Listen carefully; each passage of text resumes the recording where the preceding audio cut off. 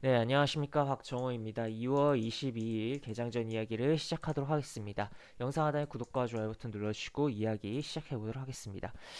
우선 똑같은 내용을 바탕으로 나온 기사인데 제목이 굉장히 다를 수가 있다라는 걸 좀 이야기를 해보고자 기사를 몇 개, 동일한 내용을 베이스로 한 기사를 좀 갖고 와봤습니다. 일단 여기서는 대중국 수출 둔화 우려라고 타이틀을 잡았어요.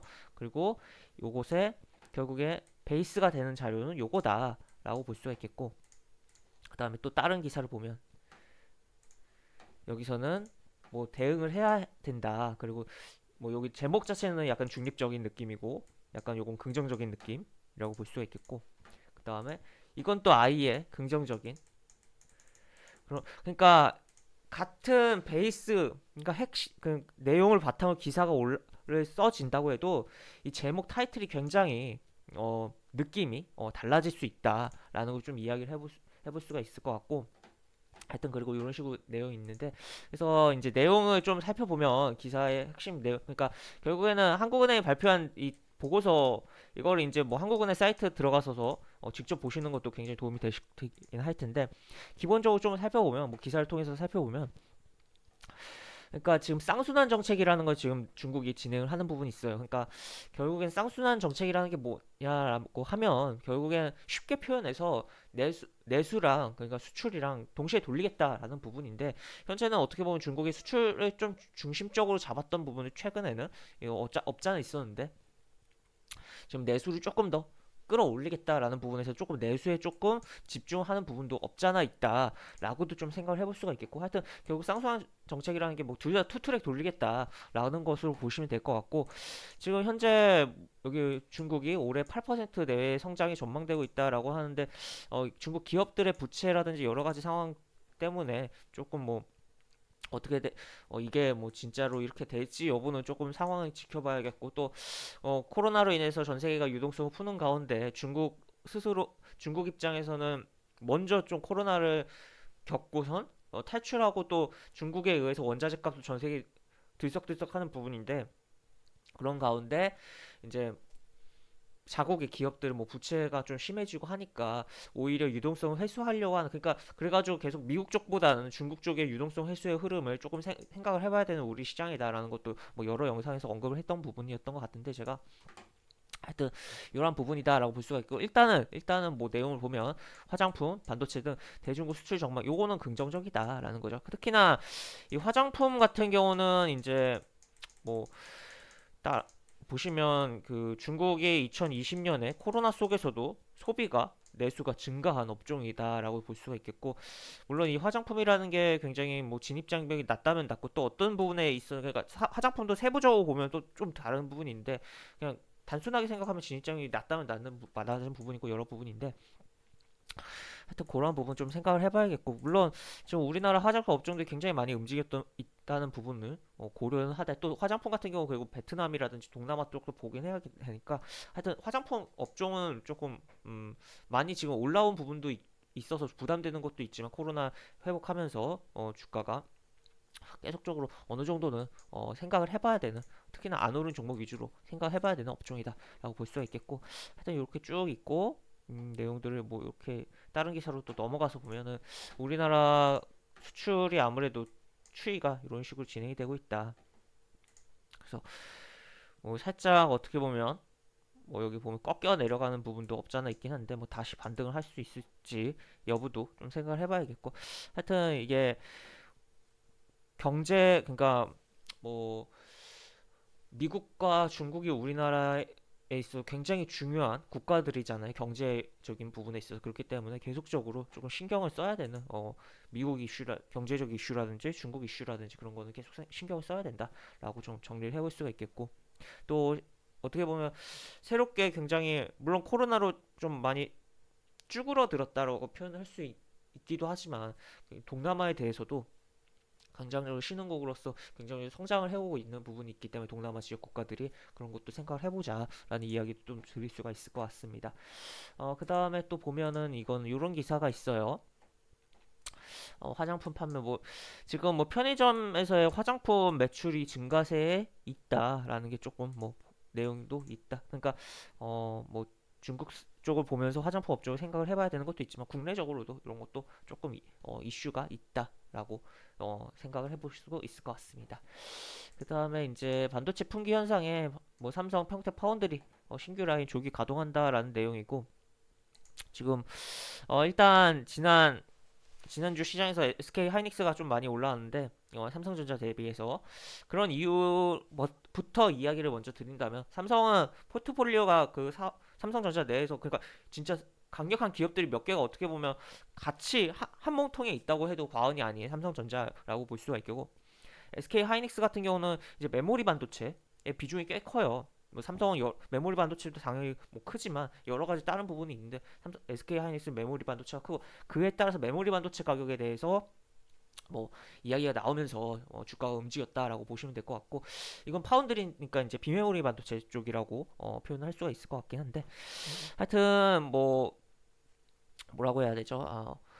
이게 뭐 반도체 이게 업황 자체는 좋다. 그리고 지금 굉장히 이런 부분들이 또 발생을 하고 있다라고 볼 수가 있겠는데 다만 이게 반도체 산업이라는 것은 뭐 지금 이 워낙 큰 업체들이 전 세계를 잡고 있는 거잖아요. 지금 그러다 보니까 그 업체들이 이 공급을 좀 늘리면은 오히려 이게 업황 자체가 좋고 하더라도 이게 가격 뭐 이 떨어지는 그런 부분이 있어요. 그렇기 때문에 신규 라인 조기 가동이라는 부분이 과연 좋게 봐야 되는 건가? 약간 조금 물음표를 던져봐야 되는 그런 상황이고 하여튼 어쨌든 업황은 좋은데 이게 공급이 늘어나는 부분이 발생하면 주가 자체에는 반도체 업종에 대한 주가 자체에는 안 좋을 수 있다. 그러니까 하여튼 뭐 계속적으로 반도체 공급 부족 품귀 뭐 그 얘기는 계속적으로 나올 거고 특히나 뭐 웬만하면은 뭐 신규 라인 돌아간다고 해도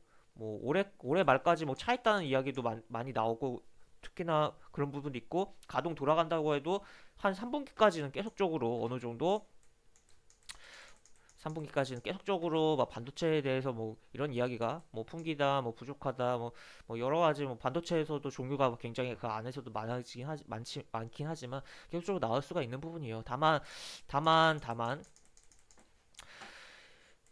큰 업체들이 장악하고 있는 시장이고 이 업체들이 공급을 오히려 늘리면 또 이 시설 투자하면서 또 이 시설 투자 비용도 들어가고 이제 이거에 따른 감가상각도 시작되고 여러 가지 부분이 있는데 그런 부분도 발생하고 또 공급이 늘리면 이게 또 가격이 떨어지고 또 이제 이 주가에는 또 부담이 된다는 거죠. 반도체 업종 주가에는 그렇기 때문에 이건 뭐 긍정적이구나 단순하게 생각하면 풍기니까 이제 조기 가동하고 하면은 이제 뭐 매출화 못한 거를 매출화 시킬 수 있으니까 긍정적이구나라고는 생각을 할 수 있는데 한 템포 더 나아가서 보면 과연 이게 좋은 건가?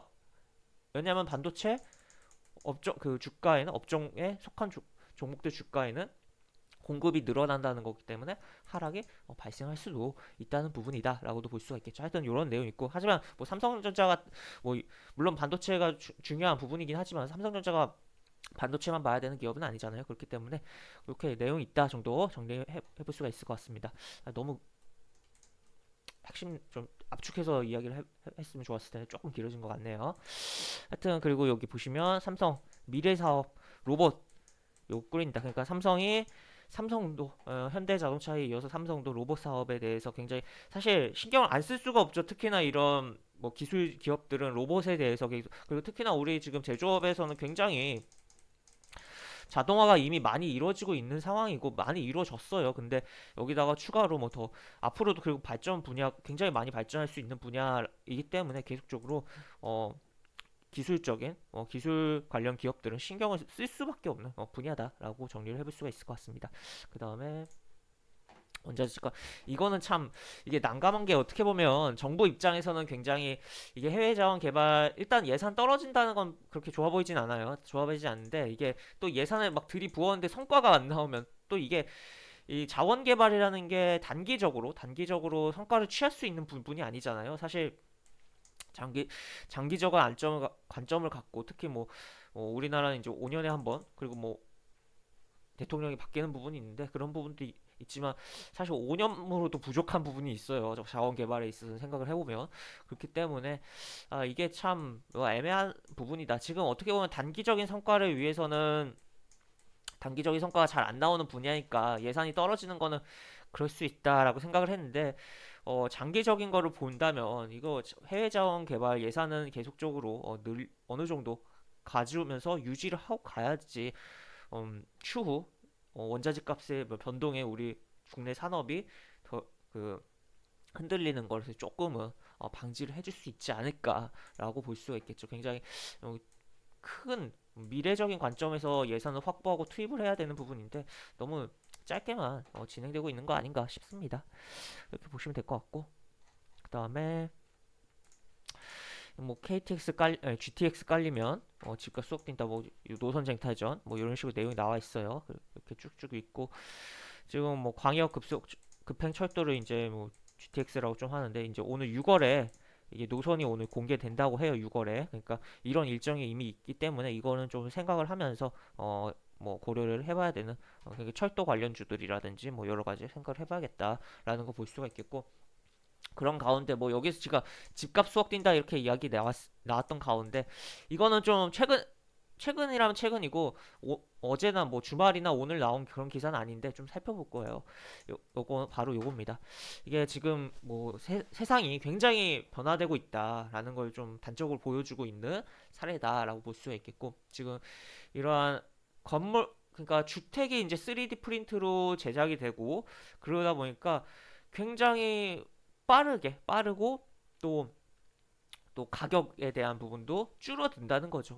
그러다 보니까 이러한 부분이 이제 뭐 점점 더 늘어나면 지금 뭐 부동산이 뭐 여러 가지 뭐 국내적으로는 뭐 집값 잡겠다 여러 가지 이야기들이 나오지만 결국에는 이런 부분들이 활성화되면 당연히 자연스럽게 집값은 가라앉지 않을까에 대한 부분도 좀 생각을 해볼 수가 있는 거죠. 하여튼 이런 내용 미국에서는 지금 3D 프린트로 주택을 지었고 또 반값 주택 혁명 중이다 이런 식으로 표현되고 있습니다. 이런 식으로 그림들이 나와 있네요. 이렇게 뭐 보실 수가 있겠고. 그래서 이거는 좀 며칠 나온 지 좀 며칠 된 건데 좀 하나 보여드리고 싶었어요. 그러니까 이런 지금 세상이 우리는 잘 못 느껴도 지금 3D 프린트로 지금 세상이 굉장히 변화되고 있는 부분이 있고 그 사이에 중심에 어떻게 보면 미국이 아무래도 미국이 굉장히 기술이 자본을 투입해서 진행되는 부분도 있다 보니까 그런 게 있다 정도 보시면 될 것 같습니다. 그리고 또 요거는 이제 혹시나 자녀분 책가방 뉴발란스 책가방 있다면 이거 좀 확인을 해보시라라는 거 좀 알려드리고자 기사 갖고 와봤습니다. 지금 뭐 유해물질 검출됐다라는 거 체크해볼 수가 있겠고 그다음에 시티은행이 지금 한국철수하나라는 이야기가 나오고 있어요. 사실 시티은행 한국철수서를 계속적으로 예전부터 나오던 부분이에요.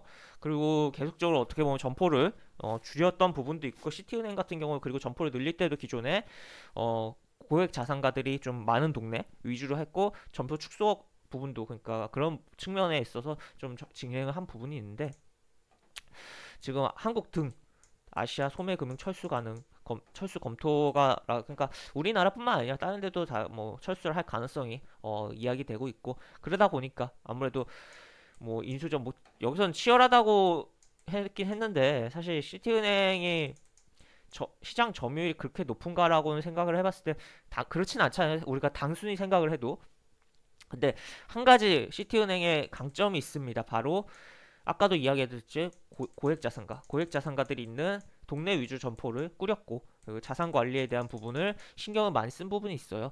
그렇기 때문에 그런 좀 어떻게 보면 은행 입장에서는 좀 돈이 많은 고객을 확보하는데 유용할 수가 있기 때문에 요거 매물로 나오면 좀 조금 뭐 치열까지는 아니어도 어쨌든 인수전이 뭐 어느 정도 진행되면서 좀 이야기가 많이 나오지 않을까라고 생각을 해볼 수가 있고 또 시티은행 같은 경우는 사업부로 이제 카드사 자회사 형식이 아니라 사업부 내에서 카드사를 운영하고 있는데 나름 그 카드사에 대한 뭐 혜택도 좋다 보니까 소비자도 꽤 카드 때문에 이용하시는 분들도 있고 해서 그런 부분에 대해서 카드에 대한 고객 확보 차원에서도 이런 게 진행될 수 있다라는 거 하여튼 치열까지는 좀 애매할지 모르겠지만 어쨌든 인수전 이야기가 나오면 계속적으로 이야기가 될 수 있다. 그에 따라서 또 국내 금융업계에 뭔가 변화가 발생을 할 수가 있겠다라는 거 볼 수가 있겠죠. 물론 아직 이게 검토니까 아직 확정 사항은 아닌데 그리고 이게 시티은행 철수한다는 진짜 몇 년 전부터 계속 이야기 나왔던 거라 좀 지켜볼 필요는 있습니다. 하여튼 이렇게 보시면 되겠고 그 다음에 요거는 이제 뭐 애플 뭐 이런 식으로 나왔는데, 그러니까 폭스콘이 지금 뭐 전기차를 올해 설계 사용하는 뭐 이렇게 생산할 거다라고 나왔는데, 그리고 또 추가로 뭐 다른 기사를 보면은 이게 결국에는 이게 폭스컨의 모회사가 이제 지리자동차와 이제 합작해서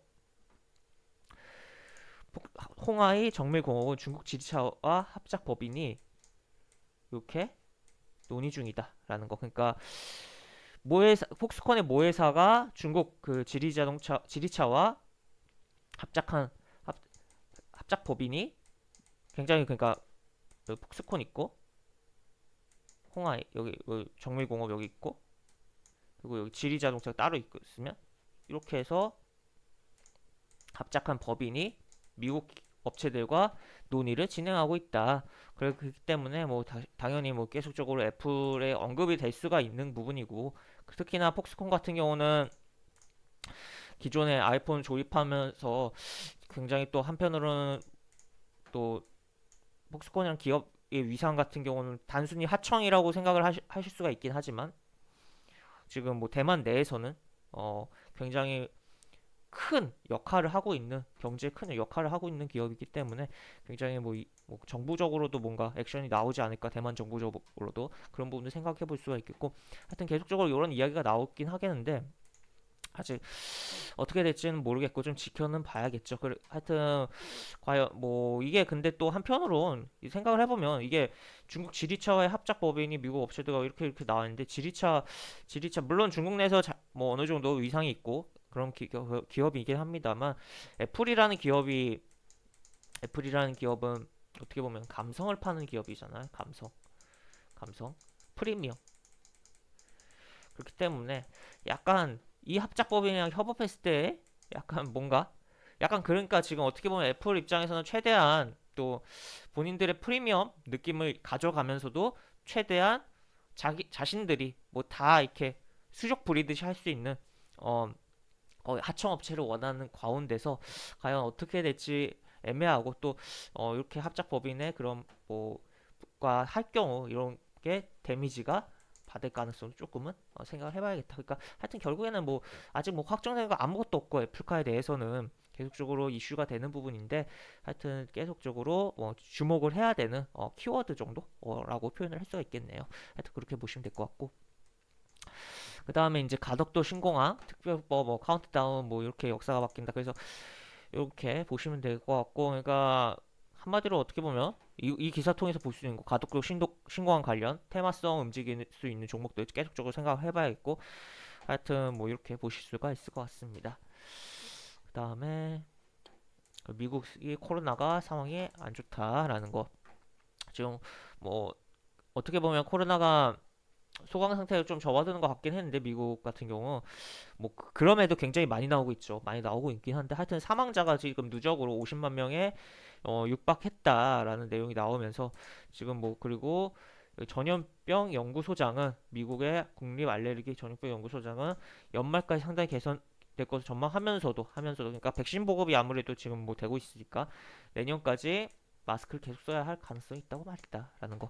그래서 어쨌든 백신 보급이 뭐 되더라도 뭐 계속적으로 어느 정도는 일정 기간은 마스크를 계속적으로 써야 되는 부분이고, 그리고 백신에 대한 부분이 뭐 어떻게 잘 효과가 있을지도 조금은 더 일단은 뭐 효과가 있으니까 진행을 하는 부분이긴 하지만, 그런 것도 조금은 생각을 해봐야겠다라는 거. 일단 뭐 이런 내용이 있다 정도. 그러니까 우리가 너무 코로나에 적응이 된 부분이지 않을까, 지금 1년이 넘었으니까 라는 부분인데, 계속적으로 경각심을 가져야겠다라는 부분이고, 또 코로나도 코로나인데 최근에 미세먼지, 국내 미세먼지가 굉장히 좀 뭐 특히 연휴 때 그 구정 연휴 때도 그렇고 이번 주말에도 그렇고 굉장히 심했죠. 심했다고 표현을 할 수가 있겠는데, 그렇기 때문에 면역력이 굉장히 떨어질 수가 있는 부분이에요. 특히나 최근에 국내 이제 주말이랑 오늘 같은 경우 그 온도차가 굉장히 심해지고 여러 가지 부분이 있기 때문에 항상 건강 관리 잘 하시라는 이야기를 드리면서 기사들 보면서 하는 이야기는 마무리하도록 했고,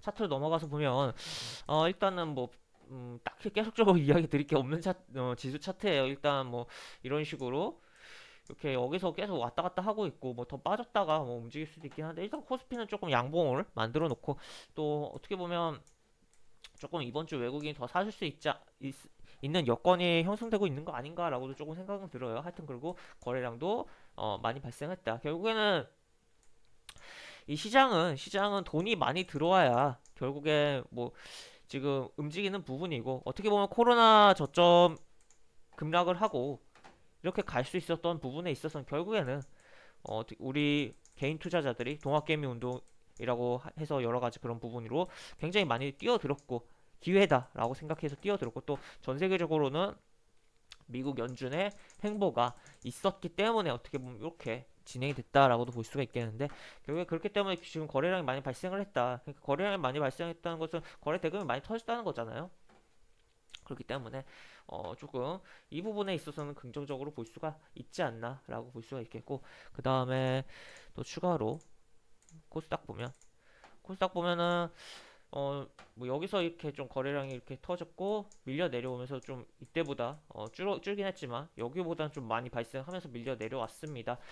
지금 코스닥 같은 경우는 근데 이게 보시면 여기서도 느껴지시는 꼬리가 이렇게 좀 길게 달잖아요. 그러면 다음날 좀 정신없거나 조금 오히려 약한 케이스들이 있어요. 왜냐면은 이 밑에서 잡은 사람이 여기까지 올라갔다. 그러면은 수익이 있기 때문에 조금만 흔들려서 던져버리고 싶은 욕구가 발생합니다. 그렇기 때문에 이 금요일날 이 꼬리가 너무 길게 달렸다는 부분에 있어서 오늘 오전에 조금 뭐 주춤하거나 빠르게 조금 양봉을 만들어내지 않는다면 조금 뭐 애매한 물론 코스피를 어느 정도 따라가는 부분도 있기 때문에 그런 부분들 생각을 해봐야겠지만 코스닥만 놓고 본다면 이 꼬리가 너무 과하게 끌어당긴 게 오히려 조금 오늘 장에서는 조금 뭐 부담 요소가 되지 않는가라고 조금 생각을 해볼 수가 있겠습니다. 그래서 이 정도 움직임이 나오고 있고 지금 60일 이동평에서는 이렇게 두 번 찍었다라는 거. 그래서 이제 뭐 이 60일 이동평선이까지 뭐 다시 웬만하면 뭐 여기서 안 좋게 오늘 움직이더라도 찍지 않고 어지간하면 이렇게 그냥 바로 좀 빨리빨리 이렇게 움직여줘야지 긍정적이고 만약에 이 금요일 저점을 깨고 내려오는 흐름이 나온다면 좀 많이 피곤해질 수 있습니다. 깨고 내려온 흐름이 나온다면 이 60일 이동평에서 한 번, 두 번, 세 번까지도 어느 정도 지지력을 보여줄 수 있긴 하겠지만 굉장히 지지력이 약해진 상태잖아요. 이제 두 번 정도 지지를 했으니까 두 차례 약 그렇기 때문에 이거 금요일 저가를 깨고 내려올 경우에 여기 저가 및 그 밑에까지도 조금 하방으로 열어놓고 좀 생각을 해봐야겠다라는 것까지 좀 점검을 해볼 수가 있을 것 같습니다. 오늘 영상 굉장히 길어졌네요. 이것으로 영상을 마무리하도록 하겠고 오늘도 조금 항상 뭐 계획된 매매대로 매매하시면서 시장에서 살아남는 시청자 여러분 되시기 바랍니다. 이상 박정호였습니다. 네, 감사합니다.